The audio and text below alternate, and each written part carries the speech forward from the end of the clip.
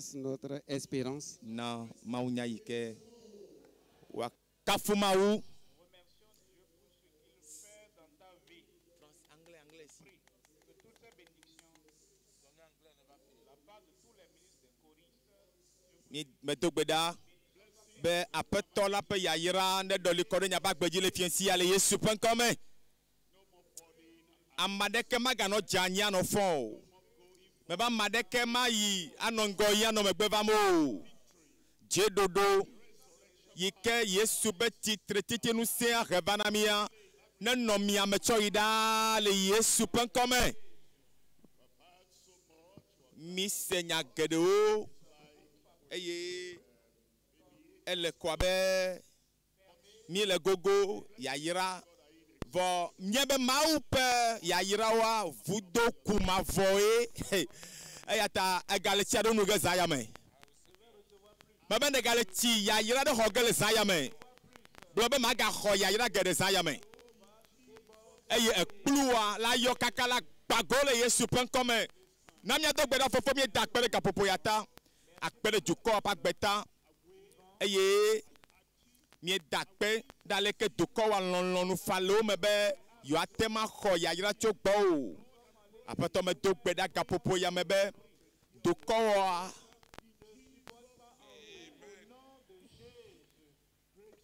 me bia be ya yira gan o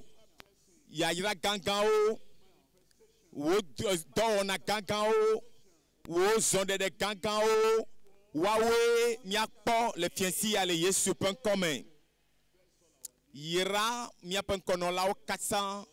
yira do la o 400 yira miapen hadjela o yira miapen menu jola o yira dejina go be nyagbokpo la o yira ame yo kata le tepe vovovo le onu sia nu be takpepe ya na jejia yira o le Yesu pen comme apatonu yo me bia gohawa me to gbeda yike wa ne nyabegbe nyono kwa tchena o le Yesu pen comme mebe ne ele yiran gedela amenu veve gede la ga no vo pa gbeme kapopo ya ma yira mesia me le Yesu pen comme akpena o de don tiata le Yesu pen comme die mi do gbeda le minani ma o yira mi Colosse top agbale tagbanto pour Bible nya kwa Colosse top agbale tagbanto pe kwa ma shekelia ebe siata esike mi amie semi anko mi me jujo gbedodora de mi atao apeto Yesu le dogbeda de tao bebe apeto Yesu gbedom da de tao klo lawo le dogbeda de mi ata eye aglobe nya pe jije nya be Kristo pe lonlonu na yomi le si djedje gede me eye mi ayo fun le gbogbo me pe nunya kple gome sese kata me bena mi azon ale si ke jafeto la hena efe nu djedje kata de na mi acheku le donyui sia donyui wowo me eye mi achi le si djedje mau me tepe ya le pompo tokude ale ke mi eje elabe Kristo va ku de tao eye Kristo a odi eye o ga fon chame kokoto me eye Kristo yi jipo le siata titre titi benu sen yata nyebe monu popo libe eje azon be ewo atema zon ale sike je na afetola atema jenu acha afetola no nyi ta ne mi gba ma de je mi le gbo mi be menye nyatibli boakatsa ye glomi lebe amela wo pepepe o enye amea segome be nouveau e nana be mi mana choma ugbo nouveau clamira choma ugbo vo azon yi mi tro jime eye mi tro de ye apeto Yesu nchi eye o chebe hula le chinami o chenya be nouveau katsa kemila azon nyebe azon ye je be atema gede mau ben kume emele konawa eje azon atema gede mau fiadu pela me eje azombe wa ngolon ko de agbegbale ame eje azombe na nye do menyi lakla me kokoya o nye be de ye je be ya wodo na petola ya xɔ dome nyenye yi ke wona ame kɔkɔewo katã le anyigba ya dzi kpakple le ŋuti kɔkɔe ke la va la me eye ne xɔ nya ya gblɔm mele na wo dzi se fifia akpɔ be yena be nadze ayi dziƒoa hã ta me do gbe ɖa be tso zã ya me ya nedze lo me ba ame ɖe afi ma nedze lo dziƒoa tɔwoe lo le Yesu ƒe ŋkɔ me nya ɖeɖe fia ƒe agbalẽ nya ɖeɖe fia ƒe agbalẽ eta tɔn kpekpe ame ene kple atɔ̃ ebe gake la ekpɔ ŋkɔ ʋɛ aɖewo le Sardes ame siwo me ƒo ɖi woƒe awuwo o eye woazɔ kpakplim le awu ɣiwo me elabe wodze nyatsia ma elabe wodze leke woafi dze ɖo to alẽvi la ƒe ʋua me alẽvi la ƒe ʋua le tsi na ame yawo alẽvi la ƒe ʋua ta wotsɔ ƒe nu vɔ kewo alẽvi la ƒe ʋua ta ame yawo trɔ zu mɔvie Kristo ƒe titretitsia wɔe be wodze azɔ kpakple aƒetɔ la ebe elabe wodze ebe ame si ke aɖu dzi la woado awu ɣiwo na yama eye nyemele ƒe ŋkɔ tutu ge ɖa le agbegbalẽa me o eye maʋu yeƒe ŋkɔ la me le fofonye kple eƒe dɔlawo ƒe ŋkume ekpe aleke ame adzea ke míedze nenye be kakana etsɔyi la va dziƒo du yi ke le nɔ te kpɔmia menya ba fi ma yi ge nyi kpakple mi va le ma me ba fi ma dziƒo na va yi la mawu katã tɔ akpɔ gbemagbe ya ako nu na o eye Yesu ŋutɔ akplɔ o atsɔ o fia mawu dɔlawo kple mawu tɔ la abe vinye nyɔnuvie ya vinye ŋutsuvie ya ame ya me le tsi nɛ metsɔ ʋunya tsɔ ƒlee medo gbe ɖa be nadze na yayra yawo katã le Yesu ƒe ŋkɔ me ekpea se nua gɔme be ɖe susu yi le mawu sie nye be amegbetɔwo katã woate ma dze anɔ ye gbɔ eya ta yi ke wòdza wɔ Adam la ebe mina míawɔ ame ɖe mía ŋutɔ nya be nɔnɔme tseno míatsɔ nu sẽ kpakple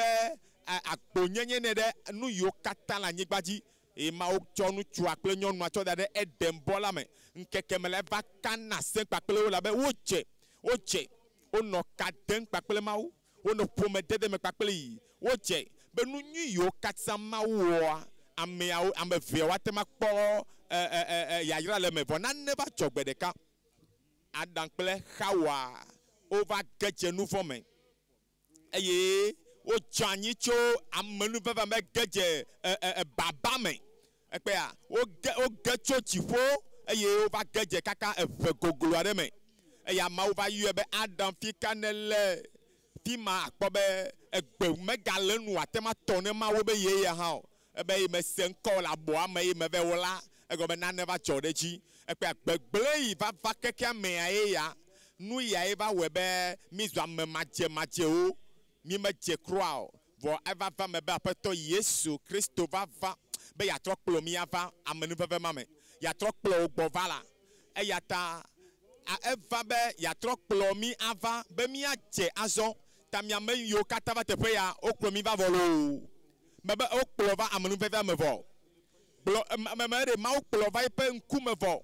eye yi ke wòle tsi na mi ta be ekɔ mia ŋuti ta ewɔ mi be miadze eye nenye be ne kpɔtɔ le zɔ kpakple aƒetɔa nye ama yi azɔlia dzi me be wo hã na yi azɔlia dzi kpakple aƒetɔa míayi azɔlia dzi kpakple aƒetɔa eye le ŋkeke mamlɛtɔ ma dzia na aƒetɔ la va xlẽ tɔwo la eye na ame kɔkɔeawo anɔ zɔzɔm la wo hã nanɔ wo dome me be wo hã nanɔ wo dome nadze anɔ wo dome tso mavɔ yi ɖe mavɔ yi ɖe mavɔ yi ɖe mavɔ yi ɖe mavɔ yi ɖe mavɔ míanɔ aƒetɔ be ŋkume la ɖaa elabe míedze be alẽvi la be ʋua ale tsi na mi ta nusɔsrɔ̃ yi ke míakpɔ fifia nye be míedze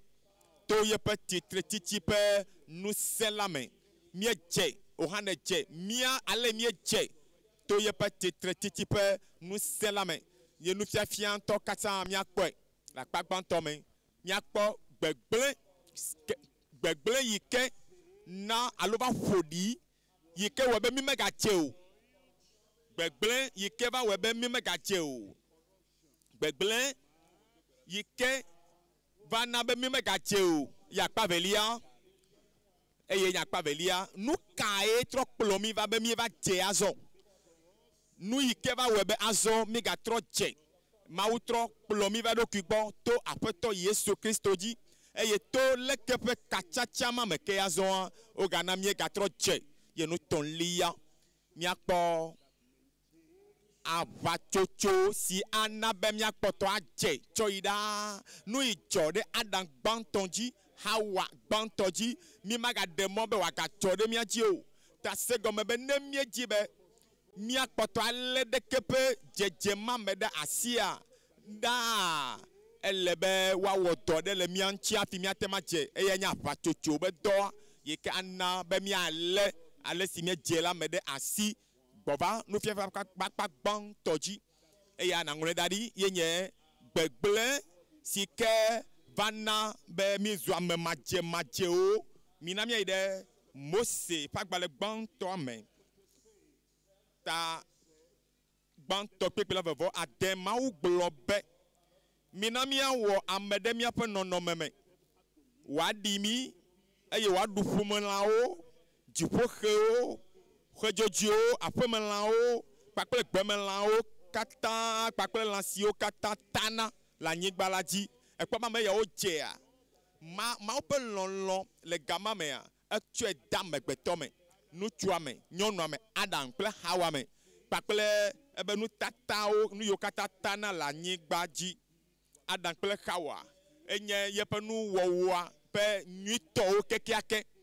eye wonye nu kwasio le pe nkume mai me nu kwasio ne ma wale gbegbe mi pale ka megbeto edo asi kokko le gome jeje ame mi pasi kokko yi ke ma ucho ndo megbeto nu a eye wo mi de ye ntope nono meche no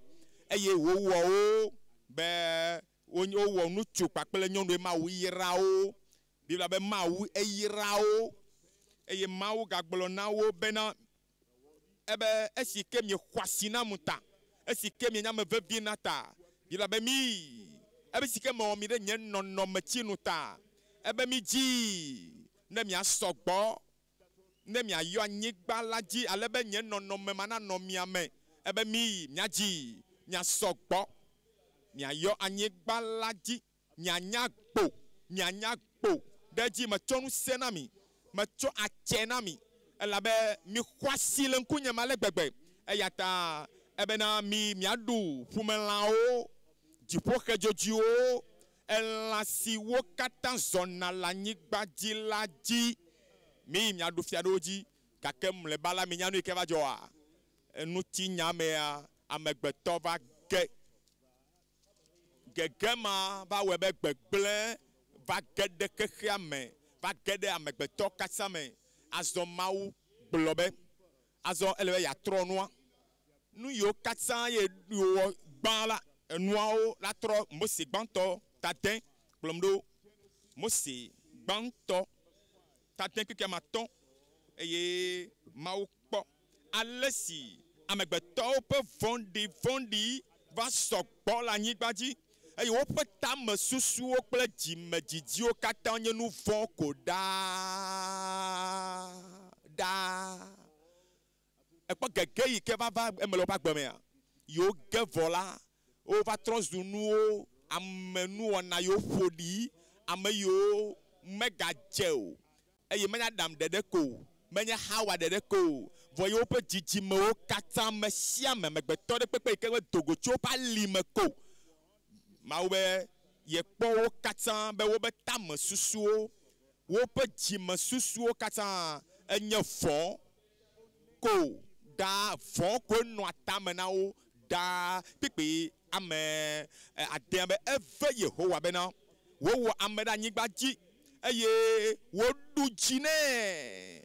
eɖu dzi ne mawu amegbetɔ va trɔ zu nu si megaxɔ asi o megadze be mawu natsɔ ɖe le me nɛ o megadze ne mawu ƒe dɔme nyo o megadze ne mawu ƒe nu nyuiawo o amegbetɔ trɔ zu vevesese donu na yeƒe wɔla kpekpe amandrea Yehowa gblɔ be matsrɔ̃ ame siwo me wɔ la le anyigba blibo la katã dzi tso amewo kple lãwo dzi va se ɖe nutatawo kple dziƒoxe dzodzoewo dzi elabena evem bena mewɔ wo evem bena mewɔ wo mawu se veve be asi kɔkɔ ya metsɔ na wo eve mu ŋutɔ be o ɖɔli nua kɔ ɖe kɔme eye eve ye ko wa be mewɔ wo kpekpe wi ɖeke lia eye xexea me katã gblẽ le Mawu ƒe ŋkume eye Mawu ŋutɔ nye nu ame kɔkɔe edza le gbegbe Mawu le blibo gake mi kpɔ gbegblẽ eye amea le nu gbegblẽ wɔm ɖe agate ma dzea agate ma xɔasia nu vɔ̃ wɔla mate ma gaɖo asi kɔkɔ alo agadze le kɔkɔetɔa ƒe ŋkume o etrɔ zu nu makɔmakɔ eye mate ma tɔ te ɖe ame yi de blibo ame kɔkɔe la ƒe ŋkume o eye anɔ te ɖe ame yi ke kɔ ale gbegbe o kpekpe wie ve eye Mawu kpɔ bena kekea me gblẽ kem elabena amegbetɔwo katã ŋutsuawo hã nyɔnuawo hã wo katã wo gblẽ kem elabena amegbetɔwo katã ƒe zɔzɔme gblẽ le anyigba dzi eyae he ʋɔnudɔdrɔ̃ va anyigba dzi wɔe bena Mawu va dɔ tɔɖɔɖɔ ɖa be wòava akplɔ ame mawo katã va kɔ ɖe afia ɖe eye tɔɖɔɖɔa va kɔkɔ wo katã dzo eye wòɖe wo ɖa le Yehowa ƒe ŋkume eye nuwo yeyiwo gatrɔ dze gɔme azɔ ale bena gama mea Mawu na Noa kple yevuwotɔwo tsi agbe kple lã ɖewo eye eva va me be wobe dzidzimewo megbe domea Israel be dukɔ va dzɔ eye tomea wo hã va le aya ɖu ka va kɔ ɖe Egypte Mawu gblɔ bena azɔ yegakpɔ ame aɖewo azɔe yeate ma zɔ kpakple wo yeado ha kpakple wo eye bebena ame mawo na do go eye woave subɔ ye eye labe wonye ame xɔasi gake kpɔ nu yi ke gava dzɔ ɖa Mose ƒe agbalẽ tablatɔ-vɔvea nya xoxoa gbegblẽa gatrɔ gbugbɔ gava wɔe be ale yiwo hã gadzea wo gaxɔasia Mawu gava te fi ɖe hã me elabe Egipte nyigbãtɔ katã kple edzinɔlawo katã nye ame gbegblẽwo sɔm ame yiwo nakpɔ afi ma nye Amalekitɔwo kpakple Moabtɔwo wo katã dukɔ gbegblẽwo sɔm eye Israel dukɔ ma ɖeka ko ŋuti Mawu ɖo nu ɖoa kpɔ nu yi ke wɔ mo hã le ɖa Mose velia tablatɔ-vɔve kpekpe ame adrelia Mawu gblɔ na Mose bena heyi nayi ave kpɔ elabena wo dukɔ si nekplɔ tso Egipte nyigba dzi la wɔ nu gbegblẽ egakpɔ ya wo gatɔ nu gbegblẽ wɔwɔ wowɔ nu gbegblẽ ewɔe be Mawu gaɖe asi kɔkɔ ma yi wòde wo nua egaɖe dzo elabe wo gatrɔ zu nu gbegblẽwo eye kpekpe blatɔ-vɔ-tɔ̃lia nye nya mamlɛa yi Mawu gblɔ ebe Yehowa ɖo nu na Mose bena ame si ke wɔ nu vɔ̃ ɖe nunye la eya ƒe ŋkɔ matutu ɖa le nye agbalẽ la me elabe womegadze o ɖe be woaganɔ ŋkume na amewo ɖe womegadze be wobe ŋkɔ nanɔ agbalẽ nya me o eya ta matutu wo katã be ŋkɔ ɖa eye ɖo yina ne va dzɔ eye be nu ya amewo nasrɔ̃ nu tso me lo be nu ya yiwo katã me le gblɔ na mi ya amewo akpla ŋu tso mea o ve kpɔ Salomo ƒe agbalẽ tablatɔ-vɔ-tɔ̃ kpekpe gbãtɔ amegbetɔƒomea be ŋutinya ayi dzi egbea etsɔ anɔ gɔme eye wova ɖiɖi wo ɖokui ɖe anyi ale gbegbe be Mawu be ame aɖeke ŋutɔ meli ke dze o Salomo tablatɔ-vɔ-tɔ̃ kpekpe gbãtɔ ebe bunetɔ gblɔna le eƒe dzime be Mawu aɖeke meli o kpɔ woƒe nuwɔnawo ɖa kpɔ be tame susuwo ɖa eye Mawu ƒe nusemanɔmee Mawu ƒe amenuveve ɖeke me le me o wokpɔ be yewomegahiã Mawu ŋutɔ hã o eye Biblia bena wogblɔna be Mawu aɖeke meli o wowɔa nu gbegblẽwo kple nu nyɔnuwo le nu tovo wɔwɔwo me sukuyilawo hã sukumayilawo hã ayiwo le kɔƒea me yiwo le agble me yiwo le dugã me hã nu gbegblẽ wo katã trɔ zu eye ebe wowɔ nu nyɔnu gbegblẽwo eye ebena ame aɖeke meli ɖeke meli si ke wɔa nu nyuie o gbegblẽ yi ke va ge ɖe amegbetɔƒomea mee ya nu vɔ̃ eva klã mi na tso míawɔ la gbɔ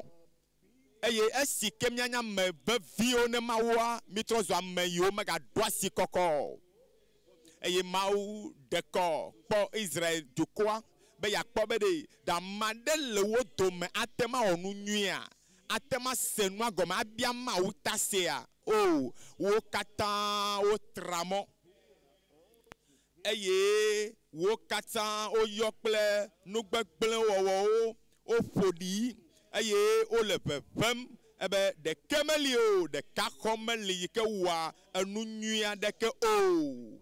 kpekpe nea ye ma eye Mawu va tɔ nyagbɔɖilawo do ɖa wo gbɔ be wòate ma xlɔ nuwo ne woatrɔ tso woƒe mɔ vɔ̃wo dzi ale be ɖe woate ma kpɔ gome le eƒe amenuvevewo me ke leke wowɔna na nyagbɔɖila ma o agbe kawo nɔna ɖo ɖa nyagbɔɖilawo gbɔ Ezaya ƒe ta gbãtɔ kpokpo ya me ne Ezaya ƒe ta gbãtɔ kpekpe nelia nyadzɔdzɔ yi ke tso dzidzimewo dzi yiwo yi ɖe gbegblẽ me eye le gbegblẽ ma ta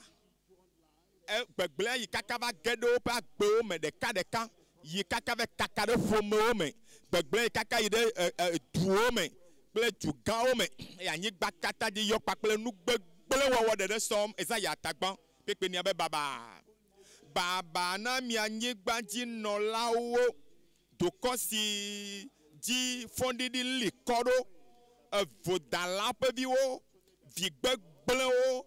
ebe wo gblẽ wo ɖe ɖo ko nɔna gbegblẽ hã o lo wo ne kaka wo gblẽ na ame bubuwo hã wotsɔna nu gbegblẽ ƒana ɖe ame bubuwo hã me eye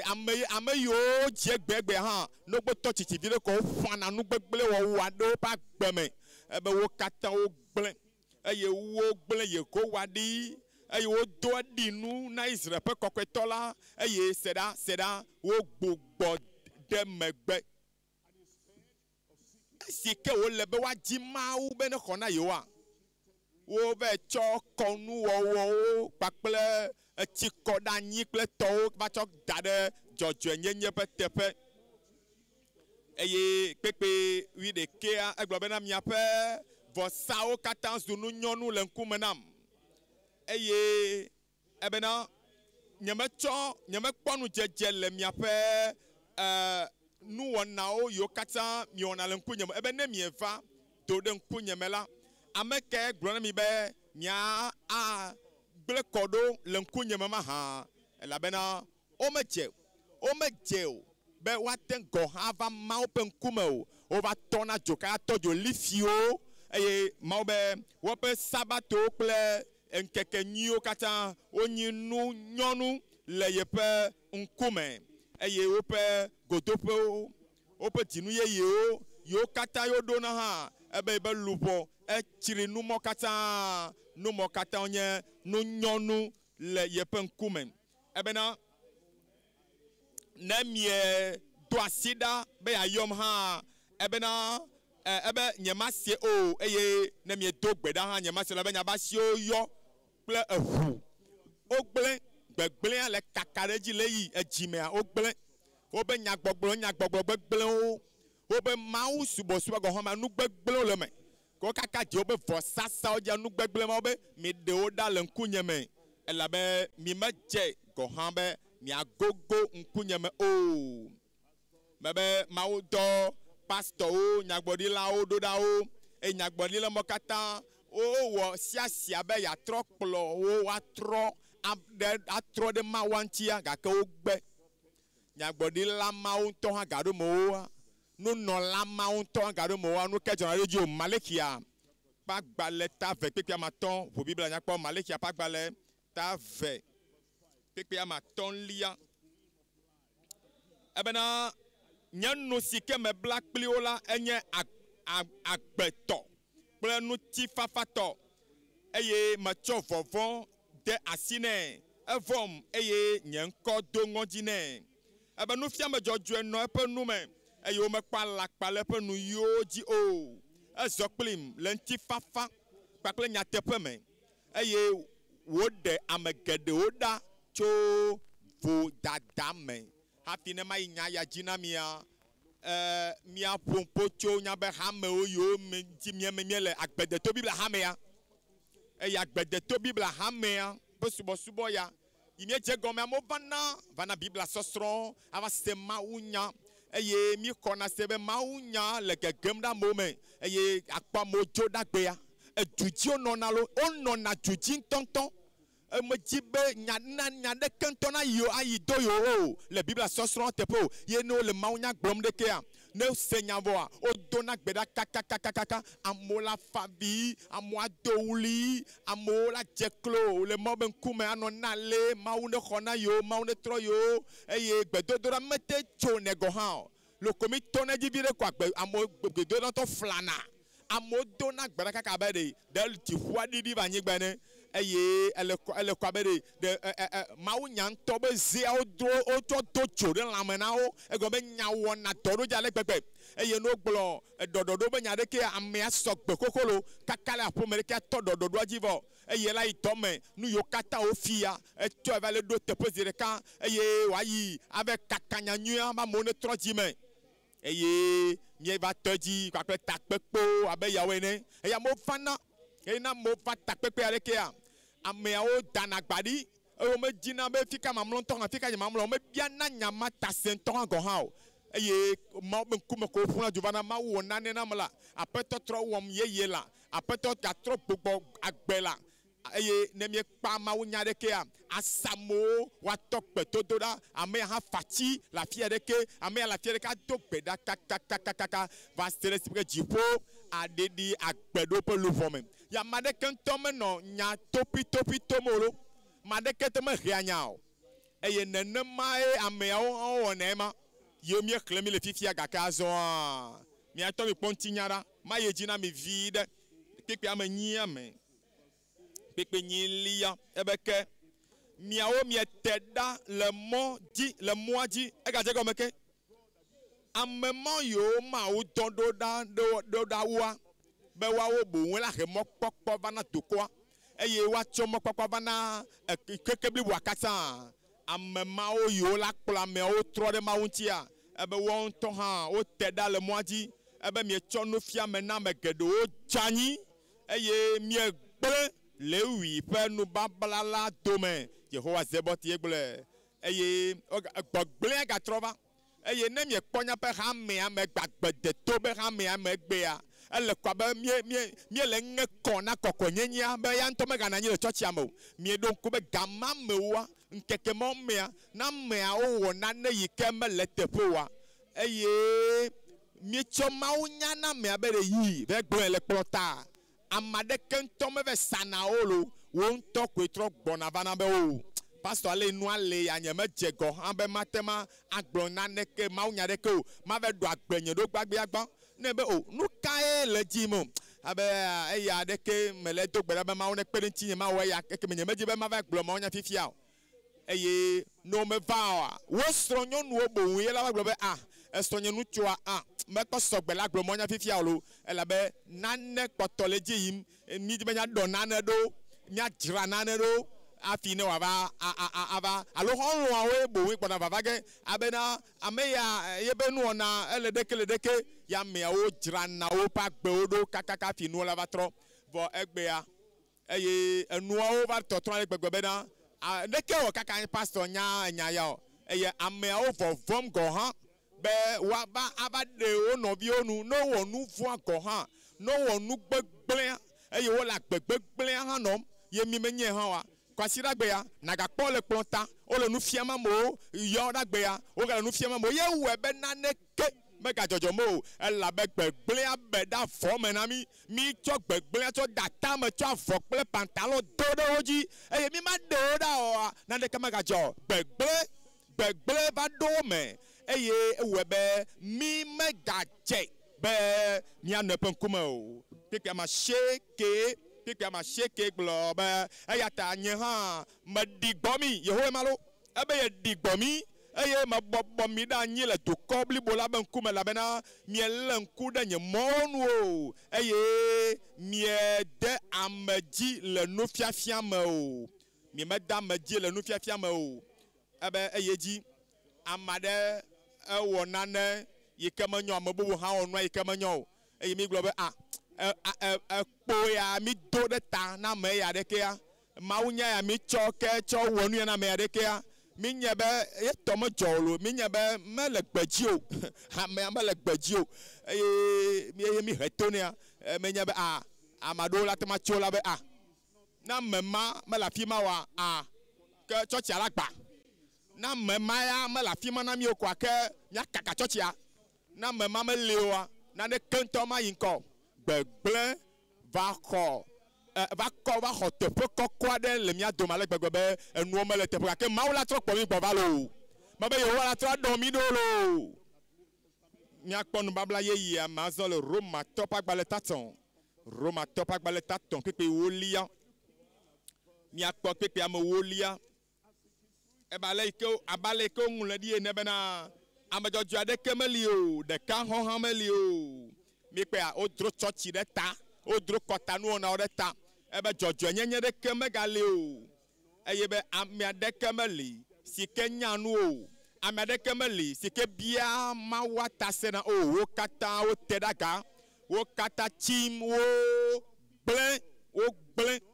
ebe ame aɖeke meli si ke wɔ nu nyui o ɖeka xɔxã meli o wobe yɔdo si ke le nu vo la ye nye woƒe veme woƒe aɖewo gblɔa nya vivi ŋanɛŋanɛ efli woƒe aɖi le woƒe nuyiwo me efiƒode kple veve heliheli yɔ woƒe nuwo me fũu ebe woƒe afɔwo ɖe abla be woakɔ ʋu ɖi gbegblẽ kple dzɔgbevɔ̃e le woƒe mɔwo dzi eye womenya nutsi fafa ƒe mɔ la o mawu vɔvɔ̃ aɖeke megatso ga ɖe ŋkume na wo enu yae wɔe be ameawo megava dze na o womeganyɔ na naneke le mawo be ŋkume o megblɔ na mi be babla kokɔa mea abe pastorwo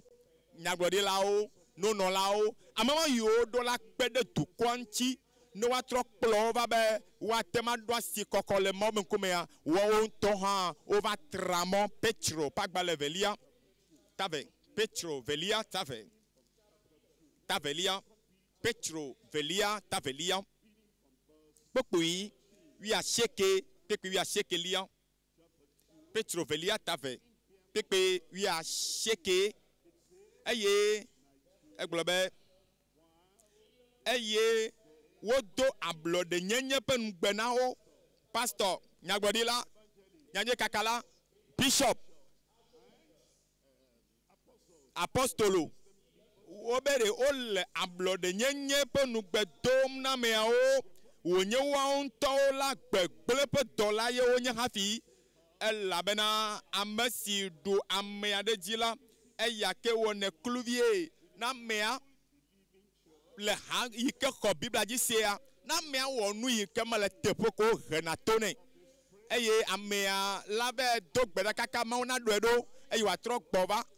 eye wòayi mɔ me ŋkume Mawu na ɖɔe ɖo Mawu na le tsi nɛ la klɔ amea ŋuti elabe wòkpɔ ne mi he to na nye le afi ya kpɔ tsɔtsi bo ŋutɔ hã woka abɔ da ɖi gbadza la xɔ ma tu eye ne wogbe he to ɖo le fie ko kpankpawo le dudi woyi tsɔtsi bubu me he kpɔkpɔ dzibalẽtɔwo ma edzesiwo wɔwo be nyakoe wɔkpoe eye ɖoƒe yi ke ye wole afi ya yewo nye dzo le afi ma elabe nɔ agbegbe gblẽ ɖe eye afi bo elabe wodo nugbe ne be ne kpɔ vovo le afi ma eye ame ma yiwo le nugbea do ne be ne kpɔ ablɔɖe nyenye wo ŋutɔ nye gbegblẽ be viwo eye ebena nenenua wo ŋutɔ le wo ŋutɔ dzi ɖum eye ne ye dzia ebena ebe wo ŋutɔ nye gbegblẽ ƒe dɔlawo elabena ame si ke ɖoa ame aɖe dzi la eya ke wɔne kluvie elabena ne wosi le kekea me ƒe makɔmakɔ nyenye dzi to se dzi wɔwɔ aƒetɔ Yesu Kristo dzi xɔse me la eye wòna wogalé wo de nu mawo ke me la eye wogaɖu wo dzi la elabena woƒe anyinɔnɔ mamlɛtɔ la zo vɔ̃wu tsãtɔ elabena ɖewo medze si dzɔdzɔe nyenye ƒe mɔ o la enyo na wo wu be woadze si eye gake si ke wodze si la wogatrɔ gbogbɔ yi ɖe sedede kɔkɔe si ke gblɔ bena evava me le nyateƒe lododo la me na wo bena seɖa avu gagbogbɔ yi ɖe ye ŋutɔ ƒe xeɖeɖe la gbɔ eye eha yiwo le tsina la egale mimlim yina ɖe eba me medo gbe ɖa be wò ya maku le gbegblẽ me lo alafi ma mekuku ge le gbegblẽ me lo eye medo gbe ɖa be mina miatrɔ gbɔ va nyateƒe la gbɔ eye miava mɔ me ŋkume ado gbe ɖa na aƒetɔ gawɔe nam gaxɔ nam gagbɔ ma gbe na o nu se titi be nu se la trɔ gbɔ agbem ne do gbe ma ɖa wotrɔ ya eye ne hamea me le mawu nya ya me ɖe asi be ye wonte ne nya be ye le teƒe ʋlim le tsɔtsia me vɔa enya be gbegble le eƒe agbe me nu gbegblẽwo le gɔme na wo tsɔ avɔ kple pantalon do ɖe dzi be ma ɖe asi le wo ŋuti o eye esrɔ̃ nyɔnua nye srɔ̃ ŋutsua nye viwo nye aƒelikawo nye amewo nye eye me nye le be gblẽ lo mi nye le gblẽ lo mu nye le gblẽ lo ye vɔ nu ma dzo nu gbegblẽ le agbe me le yi ma akplɔ tsɔ dzomavɔ me gaɖe mɔ be de agbenɔnɔ gbegblẽ ma na kplɔ ɖe dzomavɔ me trɔ dzi me le takpekpe ya me trɔ ɖe aƒetɔ Yesu ŋuti ne mawu agbɔ wa gbe ame aɖe le afi ma hã mawu la trɔ gbɔ wa gbe eye ɖeka wɔwɔ nagatrɔ gbɔ va nya kple mawu adome akpa velia ne mawu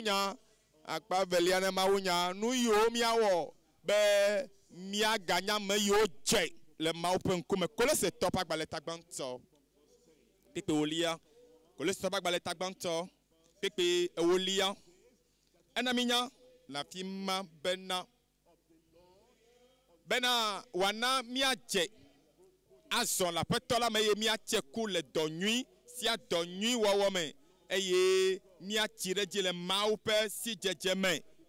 leke va ve me be ame yawo va ɖo ɖoƒe ya wova ɖo nɔnɔme ya me be woate ma dze o kpekpe 15 ayi ɖe gɔme na mi kpeɖa ebe ame si ke me miekpɔ ɖeɖe le kpakple nu vɔ̃ be tsɔtsɔke le ame si ke me miekpɔ nu vɔ̃ tsɔtsɔke le miekpɔ nu vɔ̃ be tsɔtsɔke la le nenye be ne ʋu nu vɔ̃ wo me ebe ame si ke tsɔ nu tsɔ ebe nu vɔ̃ dzia etsɔ nu vɔ̃ le wòa ebe ma dze dzi na o makpɔ miakple ɖeka o mate nɔ miakple mawo dome o mate ma dze la nɔ mawoa gbɔ nu kake ne tsɔ le wòa nu vɔ̃a tsɔ le ta ɖe nu vɔ̃a dzi tsɔ le tsɔ ŋkume ne nu vɔ̃a ebena nenye be eʋue me hafi ɖe asi le ŋutia hafi woave nu o ame nu veve ma yina xɔ le dzimetɔtrɔ vɔ megbe ɖe ye nana be atre ma dze le mawo be ŋkume Salomo ƒe agbalẽ tabla 31 ʋui nyakpɔ Salomo tabla 31 kpekpe ame ade tabla 31 kpekpe ame ade ebena kpɔɖa nyateƒe si ke le dzime lae ne dzina menye enume be nya o ɖeɖe ko menye nya anɔ aɖe dzi vɔ nu bubu le dzime o ebe nyateƒe si ke le dzime ɖe ye ne dzina eye ebe aƒetɔ le tsi nam ebe tsɔ akutsa naklɔ nye nu vɔ̃ ɖa ele ƒotɔ ko ɖe fia David ŋuti eye aƒea me tɔ yiwo katã le ŋutia wohɔli efi wòdɔ wo be ame aɖe be ne va yɔ nyɔnua va eye woŋlɔ leta ɖe nyɔnua be srɔ̃ bena ne leta ya va kasi wo me kɔ nu yi me ŋlɔ ɖe me wɔ edzi eye wobe wu ŋutsua eye vava me be yewoa be xɔ agbalẽa eye wowu ŋutsua eye ewɔ nuwo le bebeme ale gbegbe nuwɔwɔ bebewo eye ame ka yewo abe ma yewo yɔ me nye aʋafia ŋgɔnɔla ne ya ye nɔ etsɔ me dzi evava me be David va azɔ yewo va eva ʋu go nya eva klom le nya dzi azɔ be o mewɔ nu vɔ nye magate ma nɔ mawo be ŋkume o ta nenye be yewo wɔ abe ɖe le afi ma ye kpena ɖe ŋuti o ne tsɔna nu vɔa dzi anɔ nu vɔa wɔlɔma ne dzi be yagatrɔ axɔ asi aɖo asi xɔxɔ le mawo be ŋkumea aganɔ te ɖe mawo be ŋkumea aganɔ agbe le mawo be ŋkumea yaganɔ yeƒe ŋkume anɔ mawo ƒe amenuvevea mea agazɔ le kpakple mawua nɔvinye lɔ ele be nanɔ alɔ aʋu go ɖokuiwo anu yiwo ne wɔ le bebema ʋuwo me ebe tsɔ akutsa na le tsi nam klɔ ŋuti nye ne ma ɖi le tsi nam kem ne ma se dzidzɔ kple aseyetsotso ne nye ƒu siwo ne ŋe la nagagli kpakple dzidzɔ kpekpe ama ewoe ma le ʋegbe me ebe kikiri ɖekelia ɣlawo mo ɖe nye nu vɔ̃wo yena toto nye vodadawo katã ɖa mawo wo dzidzadze aɖe nam nade gbɔgbɔ yeye si ke li ke la menye megatsɔ ŋku gbe le ŋkuwo me o eye megaxɔ wo gbɔgbɔ kɔkɔe la le asi nye o mawu menye be nye medze o menye be nye medze aganɔ ŋkuwo me o eye mawu menye nu vɔ̃ la gake mese gɔme la menye be tɔ nye medzɔ o nye medze be maganɔ ŋkuwo me gake wɔ aƒetɔ ebe megatsɔ ŋku gbe le ŋkuwo me o ebena eye megako wo gbɔgbɔ kɔkɔe la le asinye o gatsɔ wòkɔna me do dzidzɔ nam eye natsɔ gbɔgbɔ si ke me lɔlɔnu le la lém ɖe asi kpekpe ame wi atɔ le ƒe gbeme ebe mafia wò mɔ ekpe ya yewo ɖɔe ɖo vɔa ebe mafia eyi ke le tsi nɛ vɔa eyi me ke wo klo eŋuti vɔa eyi me ke le tsi nɛ yewo wena be eƒe agbenɔnɔa gadzɔ le mɔ me ŋkumea kpekpe wi atɔ le ƒe gbeme mafia wò mɔ dzidalawo eye nu vɔ wɔlawo atrɔ tame ɖe nuwo nu yi ke va dzɔna ya ne míedzi be ɖoto mawu nagana alo míaxɔ asi le be ŋkumea menye be wòtrɔ ya agatrɔ xɔ asi le mɔ me ŋkume lo Luka ƒe agbalẽ tawi asieke Luka tawi asieke kpekpe amade Luka ʋunyakpɔ tawi asieke kpekpe amade ebena eye woɖi eye woxɔe kple dzidzɔ eƒo ƒotɔko ɖe Zakeo ŋuti nu vɔ wɔla ɖe eye enye nu dzɔla eye ame sia ame dze si nu tu ya le dua me bena enu gbegblẽwo ko wona le dua me ke esi ke wokpɔe la wo katã li liʋiliʋi eye wogblɔ be o kpɔ ɖa eyina nu vɔ wɔla gbɔ dze ge ebe ame ma nye nu vɔ wɔla ɖohi na ame ɖe ame yi ye miakpli mi nɔna agbe ƒoɖia tsã menye be ele agbedeto be hã mia me o ye ekpe va takpekpea eye va eye be nye hã ma yi eye wòva eye yayi la eye kpɔ ɖa wo katã wova ɖo eye wokpɔ akpɔ o eye wo ma le dɔ wɔm le aƒea me le nane wɔm be enu kpɔm le ya ame ya hã eya hã ame ya ne kpɔa ewɔna nu vovo aɖe enu nyinyɔ ko wɔ ɖa ne nyɔnu ya wòla kpe kaka be tso nyɔnu ma tso ame sia ame nya ame sia ame dze si tso ame ma ye dzanyi le asi ame sia ame nya tso ame sia ame dze si eye ame ma yɔ yɔyɔ be nye dɔwɔla wole yɔ be nye ekpea nu ma ye wɔna be amewo nɔ leʋileʋi lim eye ta meyɔ le leʋileʋi ŋutɔ ku ɖe Zakeo ŋuti gake Zakeo me he ɖe megbe wo hã ma he ɖe megbe o ame aɖe le afi ma hã me he ɖe megbe o lo ebe Zakeo tso tsitre gblɔ na aƒetɔ la bena kpɔ ɖa aƒetɔ metsɔ nye nuwo ƒe afã ana me dahewo eɖe fia ma me ya trɔ dzime zi ɖeka ekpe ne edzi ame ne egbe trɔe koa agbenɔnɔ aɖe ne fiana ma me ya kpɔ ɖɔɖɔɖo vavã ebe aƒetɔ kpɔ ɖa matsɔ nye nuwo ƒe afã ɖe ana me dahewo ne medzɔ nane le ame aɖe si dzro la ne me ba ame aɖe ɖo hã ne ba ame aɖe ya ebe tsɔ ame aɖe be ɖaseɖigbalẽ tsɔ dzi dɔ tsɔ dɔ wɔm ebe ne ba ame aɖe ya ɖo hã ne be xɔ ame aɖe be nyɔnu kplɔ va da ɖe aƒe me ya eye nyɔnu ma eve kplɔ dzo akpasese le srɔ̃a gbɔ alo ame aɖe me ŋutsu lia eve xɔ ŋutsua le si akpasese tɔ eye gblẽ ƒome ma dome eye ele gbɔ va gbɔgblɔ afia be ya trɔ dzime ebe mekpɔ trɔ dzime haɖe o ele be ne trɔ dzime ko ɖɔɖɔ ɖo na kpe ɖe ŋuti nu yi ke kpena ɖe ŋuti nye be wo gbogbo wɔna mia yeye ebe ne yexɔ nane le ame aɖe si dzro la ebe na meɖoa teƒe ne zi ene eye Yesu gblɔ na Zakeo bena egbe xɔxɔ va aƒe sia me le esi eya hã enye Abraham ƒe vi ŋuti elabena ebe nya amevi la ŋuti nu ya ye wɔnɛ be Mawu gatrɔ wɔna ɖeka kpakple mi eye medo gbe ɖa be ɖeka wɔwɔa netrɔ va nya kple Mawu dome ɖo Luka tabla vevɔ ɖeke kpokpoe bla tɔ̃vɔ ne bla vevɔ ɖeke kpokpoe bla tɔ̃vɔ ne seɖa kpekpe bla tɔ̃vɔ nea Bibla gblɔ be Luka tabla vevɔ ɖeke lia ebe ke mi kpɔ mia ɖokui dzi nyuie Yesu be mi kpɔ mia ɖokui dzi nyuie bena nutsuɖoɖo kple hamomo ekpea nano dzɔdzɔm le kekea me nenye be ne ɖe mɔ nu mawo va xɔ dzime na wo kɔ vɔ wo mu o enuawo la mu o yema enuawo la mu o eye natɔ wɔwɔm sagasaga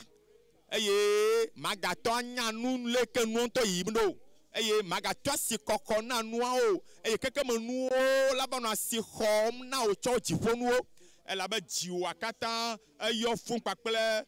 enu ka notsoɖo kple hamomo kpakple dzima de tsitsi ɖe noɖoɖo nu be magate miaƒe dzi ɖe to o eye ŋkeke ma nagalili miabe mɔ ene o elabena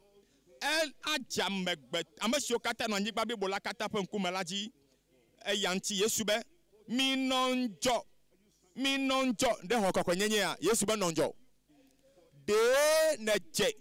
eye aƒetɔa dzrawo ɖo to yibe ʋua mea Yesu le to no bena nɔ ŋdzɔ ɖe ne dogo tso keka me ƒe agbenɔnɔ mea kple agbebaɖanɔnɔ katã me Yesu be nɔ ŋdzɔ kpekpeblatɔ-vɔ-ade eya ta minɔ ŋdzɔ le yawo katã yi me menye be me va tsɔtsi eye ta mekpɔ su o ele be na nɔ ŋdzɔ do gbe ɖa eye naklã ɖokuiwo ɖa tso nu yiwo katã dzi be natu asiwo fún anyia gbɔ Yesu be minɔ ŋdzɔ kpakple gbedodo ɖa bena miatem asi le nu siawo katã siwo le me va ge la nu ale be miatsitre ɖe amegbetɔvi la ƒe ŋkume miadze ate manɔ amegbetɔvi la ƒe ŋkume leke miawɔ ya ɖo Yohanes ƒe agbalẽ gbãtɔ tavelia nyakpɔ kpekpe 15 Yohanes gbãtɔ tave kpekpe 15lia egblɔ be migalɔ kekea me o kple nu siwo le kekea me o nu siwo le kekea me eye dzɔ adzi ne kekea me tɔwo nu yiwo ame mɔ menya dziƒo be nya ɖeke o eye gbogbo gawɔ yeye kpakple titi be nusea be nusea mewɔ dɔ ɖeke le woƒe agbe me ye nu sia nu ko wɔwo lɔna eye nu mawo xɔna susu me na wo nu womekpe womevo na o wobi be nu mawo nye nu vevitɔ le anyigba dzi nu mawo katã yi keka me tɔwo nɔna yewo me na ɖe evɔ menye be nu mae le gble dome na yewo enu mae le gba tsɔtsi geɖewo enu mae gba ƒomewo Yesu be migalɔ kekea me o kple nu siwo le kekea me o na ame aɖe lɔ kekea me la fofo la ƒe lɔlɔ mele amea me o leke nate mɔ kaka ame aɖe lɔ kekea me o keto enye be ame ma megate me gblɔ mawu nya ba le wo gblɔ ne tsã o nenye be amea ƒe nuwɔnawo mega le kɔ ye be nuwɔnawo le basabasa zã ɖea evia nyɔnuvi edogo eye wòva to Babel tɔwo ƒe awu va ƒe me eye ɖevia be kpɔ tɔnye ma dzɔdzi ne nye alo ɖeke nya ma do ye wa eye be sɔ kpakple agbaze nye ne do ya nɔna me sɔna kum pɛpɛpɛ eye tɔa dzila la abɔ nu eye tɔa ave le nane dzi le drɔ me eye ŋke ve kpɔ eve kpɔ srɔ̃ nyɔnua ba wu be srɔ̃nye kenye ya o Egypte tɔ ba wu dodo ya dzeba le drɔ me na wa ebe kpɔ o srɔ̃nye me kpɔ nane le drɔ me na o ebe ŋka kpɔ tika de kpɔ le o me kpɔ le drɔ me na we emi nya kpɔ nu ke ye ya eko ŋutsua tsɔ le fie tika kpɔ ya tso me ka be gane zapla wu ya be ya do la ƒe kame o eye nyɔnua la ɖo ŋuti ŋutsua be ebe ŋkae fifia ame ke di be nu vɔa edzina nya topi be ato ʋli eɖokui ta abe fi eke ya wo be ya fifia ya nkai meja do tsɔtsɔtsi ye maga do tsɔ teƒe buwo tsãe elabe ne me le Roma manɔ Roma tɔ ba gbe ne me le Dzipalef mea manɔ Dzipalef tɔwo ba gbe eye ne me le godoa ma do nu abe godotɔwo ene xɔlɔnyo le afi ma eye xɔlɔnyowo kple ame nyanye nyewo katã medze be ele be ma do nu asɔ kpakple wo ye nu tsoa evɔ enya ŋutɔ tsi nu le nu nɛ meganya leke wa gblɔ eva va kplɔ ta azɔ eye axlẽ kpikpiwo kpatakpata na hameviwo eye mate ma to asi edzi be ɖe ema ya mele me o menyɔ be awɔ elabena esrɔ̃a nyɔnua etɔ nu nɛ etsɔ abui tɔ nu nɛ ta megate le nyateƒea to ge nɛ o elabe nyɔnua ɖu edzi vɔ ekpe ele be miatrɔ gbogbo ayi ɖe mawu nya ŋutɔa gbɔ agbogbo va xɔse yiwo da asi na ame kɔkɔewo ɖe yewo katã nu le Yesu be ŋkɔme nenye be nenya me ɖi aŋkɔ aɖe to na nyawo ye mate ma gblɔ mawu nya eye ele kɔ abe nanewo dzo va ɖu dziwo vɔa trɔ le ŋku ɖe ɖokuiwo ŋuti nyuie le ŋku ɖe ɖokuiwo ŋuti eye neneme ma wonɔ gblɔ be o saa mi gblɔ na nya ya etsã miawoe gblɔ na ya ɖeke Chamia one deke, but 50 and never Gledekea, a Pomania, a Matema Avaho, Bibla Bamagalo Kekamo, when you le Kekamo, Namadana Madame Kankoila Masio, Namadan Lokekamela, a mouth full of Lomegala Memola Benusio Catala Kekame. Non Chilabon Jojoro, un coupe, no bien bien, a pas de poule pour la mettre pour la bao. Que bon Kekame Vaina, Klepon Jojoro, que a mercy, ou a maupel lonula, a mercy que wona, maupel lon la noani tegbe. Mebe we na noani tegbe. Si elle a fait mebe na noani tegbe. Petro, Johannes Banto Taton, Tato Pipi Banto, Abe Pipi Banto, Mekpon lon gan. Si pour me vivre, faut la cho que milada. Ben a wayo mi we ma uvi we yata. Quelqu'un me met jessimio. Elle la bena me jessie yamaha o lon to fifiare lon to de mini ma uvi wa de mini ma uvi wa ma uvi ntua. Ebe lon to azon mienye ma uvi o e nous sike mi ava trozula me kwa do haruka kene va dola. Nya die yama ba na die yama mebe na die yama la eye na je ai de fiado pia mele Yesu pen comme la bena mi akpo a parle sike ole eye amesia mesike si mo popo si alela ebe klona dokunu chi ale abe ale sike ya hanti koene amesia mesike wa nouveau la e dale siaji e da o nouveau le bebe me yo gaglagbe o biketo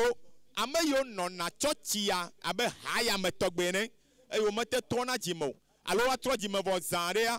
o lava demegbe alo ame o lava alo ko tepe maula tore jivoa o lava demegbe le nyatepe agbo e yo nu fo la gbata no duojia no baba gaglagbe o va tora mo ben kumea no va mo ben kumea eye o non popom eye nenye be va tote ya gbonyare ya de on ti ala ben be ya gbonyare ya gble am mawa va trozo am yo lia am yo sena jime eye o chona nya moda lolo kwenti chochroge ela ba mande kembe java nanya gagbenya nawo mau nyaha e mama te gbenya na o honlo ha pastor ha magate magbenya na o amade ke magate magbenya na o ta chochro me na ibo me bia be we ma chochro mo ro amade ne gbo na be amen gbogbo amaton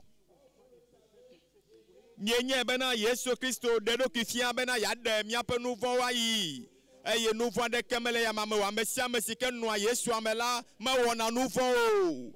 Amesia mesike be yele Yesu amela ma nouveau amesike wa nouveau la me pe o efiwe mi gana mi ade kana flumi o amesike le nu jojo wo mu la am jojo onye abale sike ya hanye jojo to ne amesike le nouveau wo mu la do nyanchi na makwada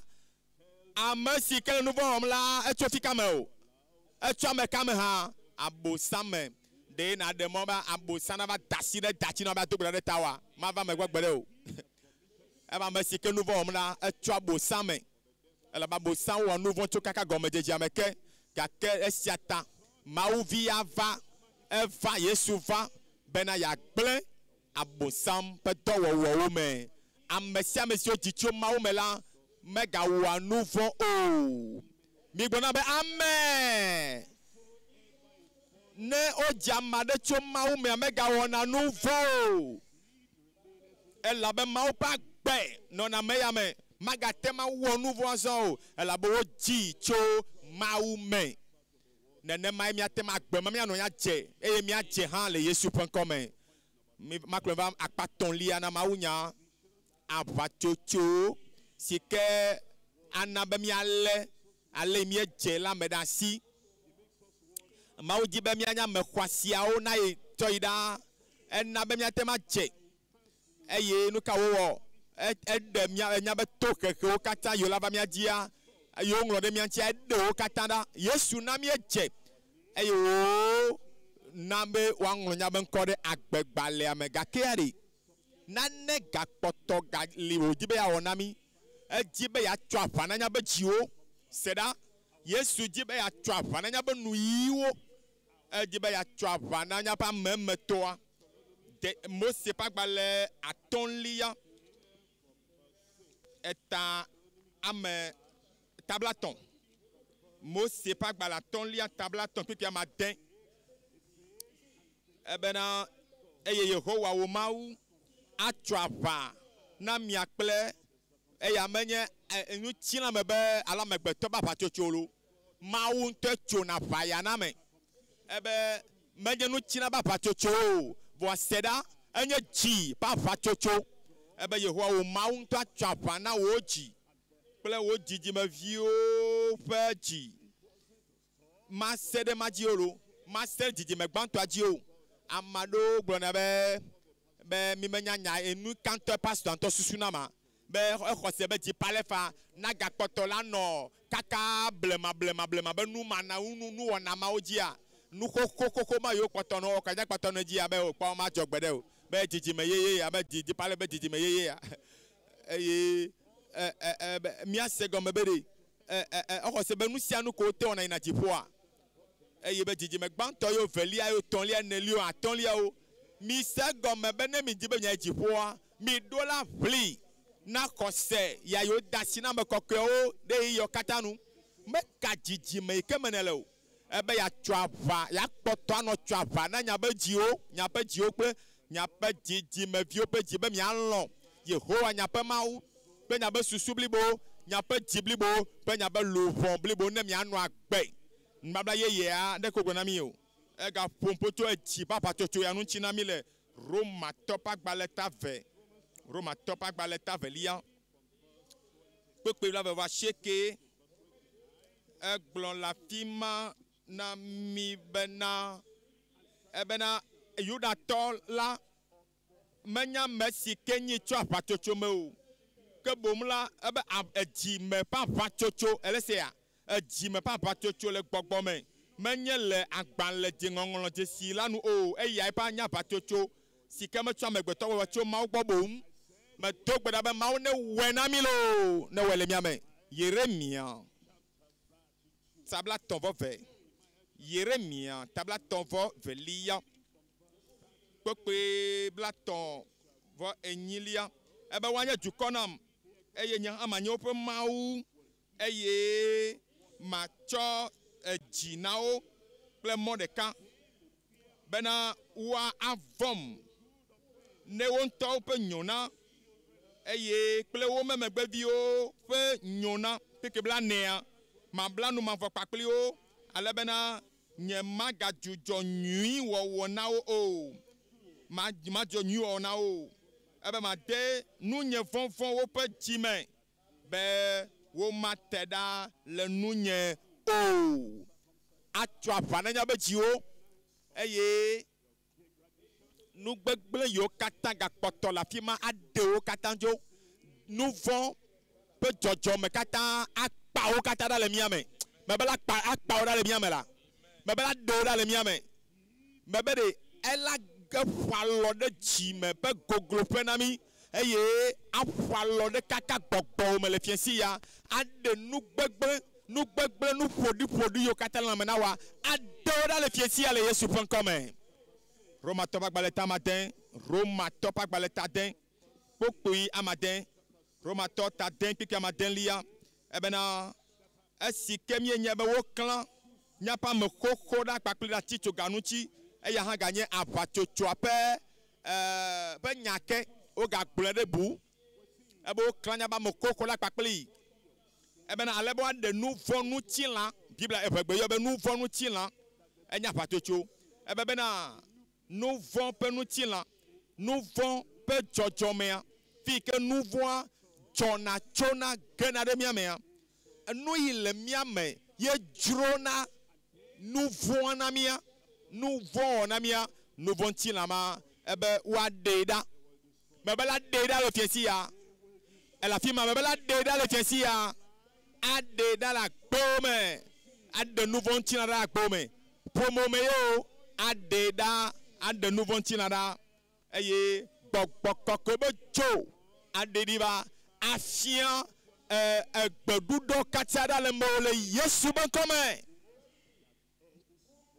ebe ale bena tso sia dzi la míagasubɔ nuvɔa kpɔ o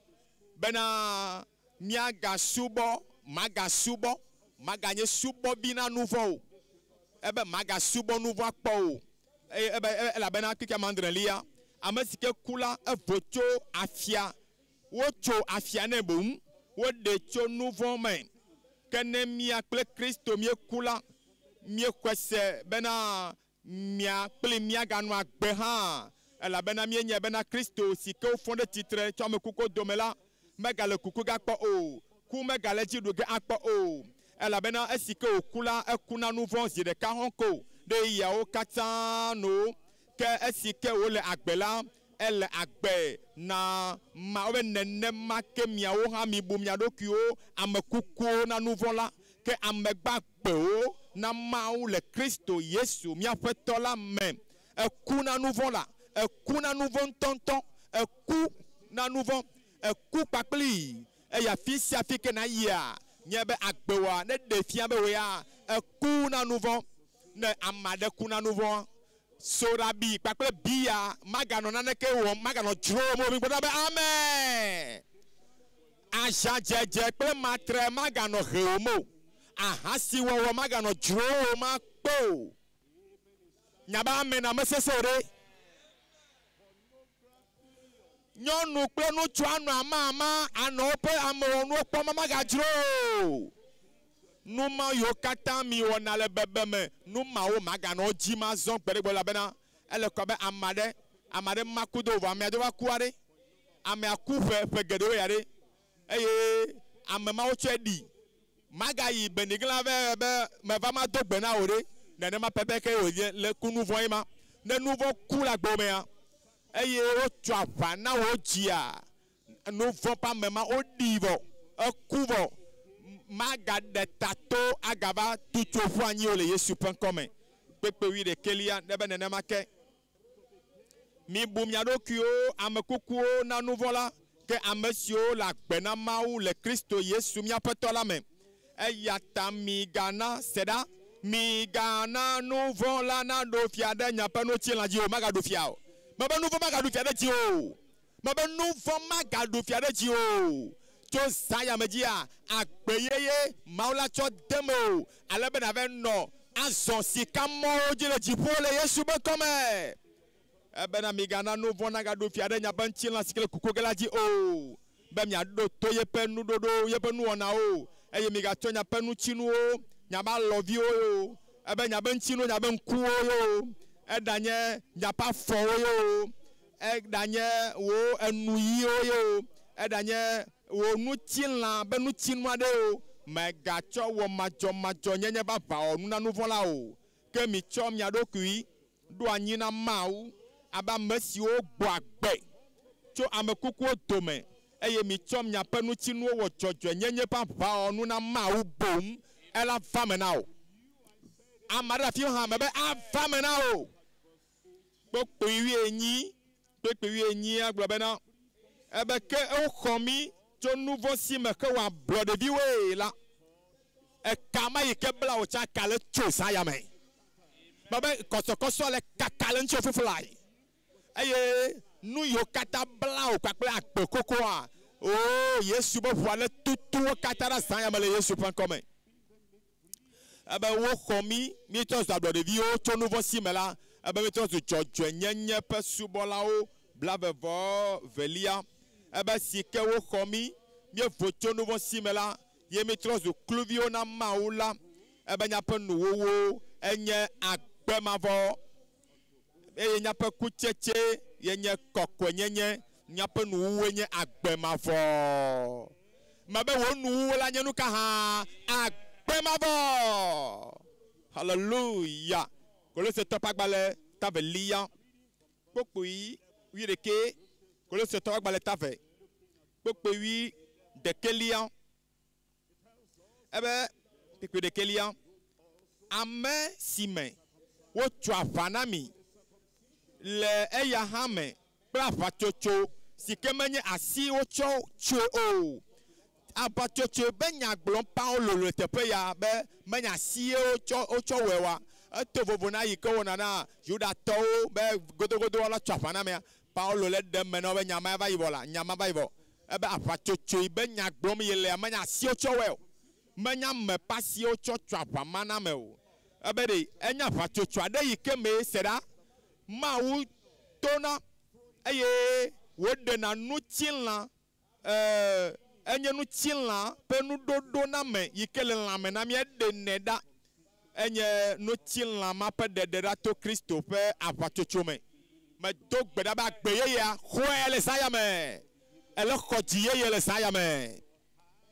Vɔ ele na wò be nawɔ nu si ke Ezaya wɔ. Ezaya ƒe agbalẽ etamade. Ezaya ƒe agbalẽ tadelia. Kpokpo ya matɔ̃. Ebe megblɔ be baba nam, alele, evɔ nam, elabe menye amenuyi makɔmakɔtɔ. Egɔme be womekɔ tso aʋa ne ƒe nuyi o. Eye mele dukɔ nuyi makɔmakɔtɔwo dome. Ekpe be nuyia womekɔ tso aʋa ne o. Ebe be ŋku kpɔ fia. Aƒetɔ Jehova Sebaot. Ebe serafiawo mawudɔla ma dometɔ ɖeka etsɔ nuka ekpe xɔdzo ɖeka va gbɔnye eye wòle kpe xɔdzo hɛ si ke wòtsɔ tso vɔsamekplia dzi la ɖe asi wòtsɔe lili nuyi nam gblɔ na bena kpɔna esia ka nuyi ŋuti na wo wò vodadawo ɖe ɖa eye wola vu le wò nu vɔ̃wo me. Zaya me aƒetɔ la le tsi na wò fiflae. Mebe ɖe aƒetɔ la tso aʋa na wò gaƒoƒo ya me eye aƒetɔ la aklɔ ŋuti o. Aƒetɔ ne ale tsi na mi keŋkeŋkeŋkeŋ. Aklɔ ŋuti o keŋkeŋkeŋkeŋ. Aƒetɔ la ale tsi na wò ploploplo tso ememe kaka va kɔ ɖe gota kekeke le Yesu be ŋkɔ me. Salmo tabla tɔvɔve. Salmo tabla tɔvɔve keke gbãtɔ. Ebe kalẽtɔ nukanuti ebe tsɔ wò awu xɔasiwo to Yerusalem du kɔkɔe. Aƒetɔ dzi be yawɔ mía katã nya zɔme kɔkɔewo. Nya me kɔkɔewo le dzi me. Nya be nuƒoƒoƒo me nakɔ. Nya be susu ɖewo me nakɔ. Nya ƒe nuwɔnawo me nakɔ. Míaƒe ɖoɖowo me nya nu kɔkɔe. Nya ede anye dze kɔkɔe. Tsɔtsi xɔ me nya nɔ kɔkɔe. Aƒe me nya nɔ kɔkɔe. Ebe du kɔkɔe. Tso sia dzia. Ebe na ebe aʋamatsomatsotɔwo magava me o. Eye ebe ɖe ame abolobolotɔwo megale dome va ge o. Eya ta ebe ʋuʋu ke ɖa le ɖokuiwo ŋuti tso nakle ewo Yerusalem. Ebe ɖe ega le wokɔ. Ebe na o Zion vinyɔnuvi. Elabena ale Jehova gblɔ nye si. Ezaya ƒe agbalẽ tabla tɔvɔve. Ebe na ale Yehowa gblɔ nye si. Ebe na maɖe mi la. Ale Aƒetɔ gblɔ nye si. Ebe nye dukɔ ɖi ɖe Egypte be woanɔ afi ma eye asu tewo ɖe anyi yakatsɔ. Yehowa be azɔ ɖe. Ebe azɔ dɔka le nunye le afii eye wokplɔ nye dukɔ dzoe yakatsɔ. Yehowa be woƒe dziɖulawo le aseye tsom eye wole alɔme ɖem hena wole avi fam. Eye Yehowa gblɔ bena eye wole alɔme ɖem le nye ŋkɔ nu gbawo tso gbe ɖa. Eya ta nye dukɔ dzesi nye ŋkɔ lo. Ebe nye dukɔ la dzesi nye ŋkɔ gbe ma gbe be nyee nye ame si le gbɔgblɔm be nyee nye si. Enyo ŋutɔ be ebe du nyui xɔla ƒe afɔwo nyo lo le towo dzi. Eya ame si ke ɖe agbeƒã ŋutifafa eye wotoa agbe nyui. Eɖe agbeƒã xɔname eye wole gbɔgblɔm na Zion be wò Mawu le afii. Wò Mawu nye fia. Mawu ne ɖu fia ɖe dziwò Zaya me. Aɖu fia le agbo me. Ne ɖu fia le ƒomea me. Mebe ne ɖu fia le wò dɔwɔƒe afi sia afi na yia. Yehowa ɖu fia na wo le Yesu ƒe ŋkɔme.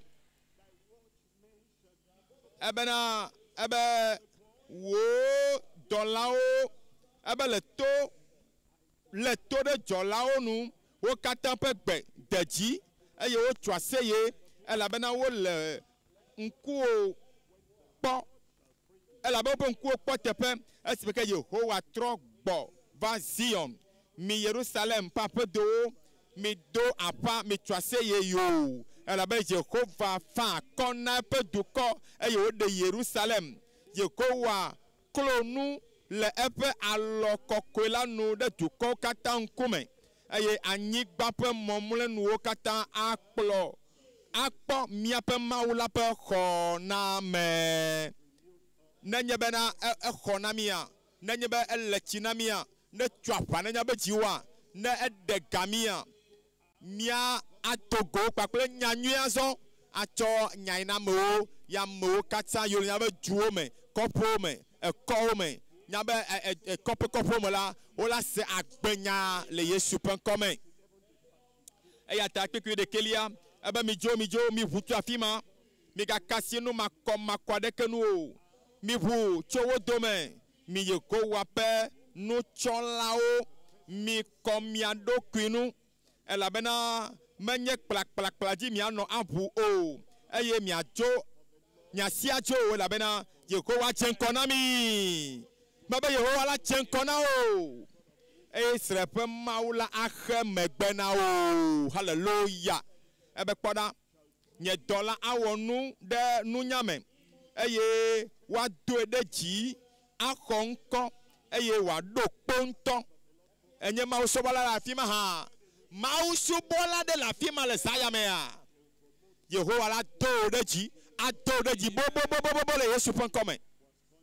Ebena ale si ke ame geɖewo ƒe nuku ɖe nuwo,